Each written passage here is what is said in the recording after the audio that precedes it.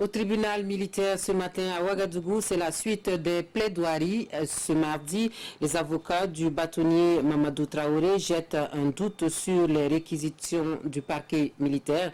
Parquet militaire qui requiert la peine de 10 ans de prison ferme pour l'ancien bâtonnier pour complicité d'attentat à la sûreté et de meurtre. Nous suivons le compte-rendu de l'audience avec Zubaviel David Dabiri.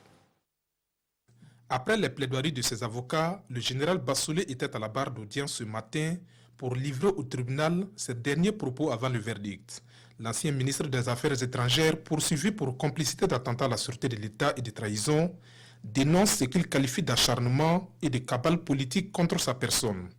Le général pointe du doigt les écoutes téléphoniques et les violations des droits dont il a été victime tout le long de ce procès. Il demande par conséquent son acquittement pur et simple. Avant de quitter la barre, le général a souhaité un prompt rétablissement aux blessés et un repos paisible aux victimes des événements de septembre 2015. À la suite du général Bassolé, les bâtonniers Moussa Koulibaly et Patrice Monté ont pris la parole au nom de leur client, Maître Mamadou Traoré, poursuivi pour attentat à la sûreté de l'État et de meurtre. Des infractions non établies selon les hommes en robe. Maître Patrice Monté se dit très surpris par la façon dont le dossier est instruit. Des allégations, des supputations et des déductions, aucune démonstration des infractions reprochées à l'accusé, note l'avocat qui revient sur les faits.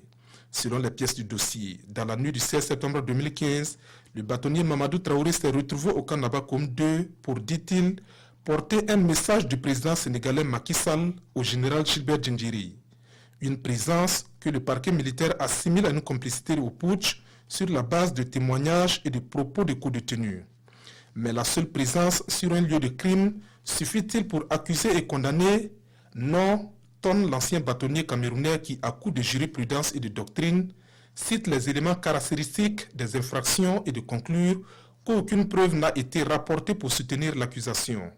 On a plutôt assisté à une inversion de la charge de la preuve où l'on demandait au bâtonnier Traoré de démontrer son innocence. C'est ridicule.